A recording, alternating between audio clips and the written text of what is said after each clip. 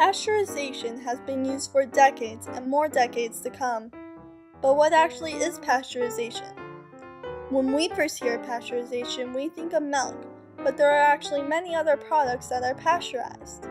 So, where did it all really start, and who is responsible for such a great process? That would be French scientist Louis Pasteur.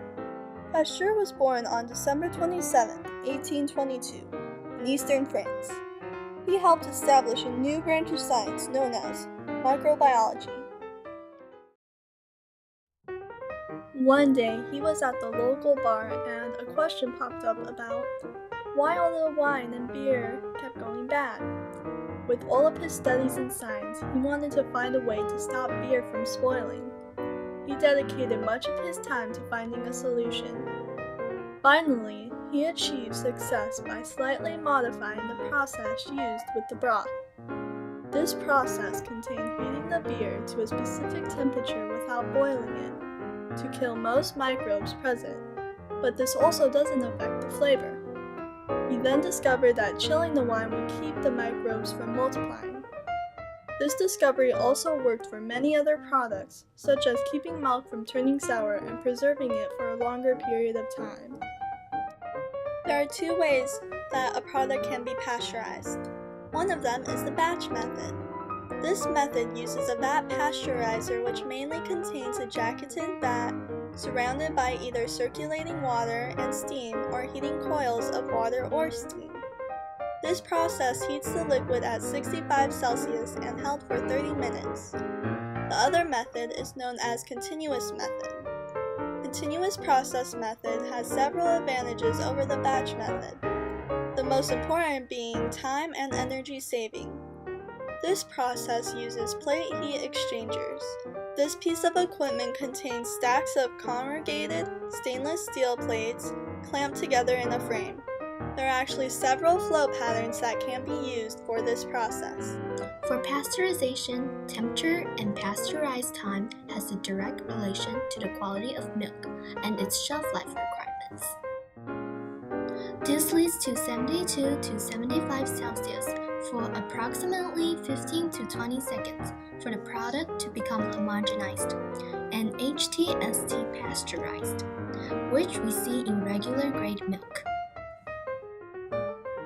Some of the continuous methods of pasteurization include HTST and UHT. HTST pasteurization, or high-temperature short-time method, means that the item is revealed to the heat from 71 to 74 Celsius for 10 to 20 seconds. Then the product is rapidly cooled and packaged. When milk products go through the HTST process, it will have a shelf life of 18 to 20 days. Other products' lifespan may vary the resource to this method. Ice cream and cake and cake. Ice cream and cake and cake. Ice cream and cake, do the ice cream and cake. Ice cream and cake, do the ice cream and cake. In UHT or ultra high temperature method, the item will be exposed to heat at 137 Celsius for less than a second, while the batch pasteurization is performed at a very low temperature. The milk is then held in these temperatures for 30 minutes before being cooled. The lifespan of ultra-pasteurized milk will be extended to an excessive 55 days. In the past, pasteurization was thought to be too much of a risk. Many thought this would be very harmful to the human body, and of course no one wants to be responsible for that. But soon, dangerous bacteria was discovered in milk, and it led to a lot of people having diseases like tuberculosis. This disease was thought to have been spread through other food products as well, which mostly resulted in death. Pasteurization became law and the number of patients with tuberculosis started to decrease. So, what is the future of pasteurization? Not everyone agrees that pasteurization is necessary.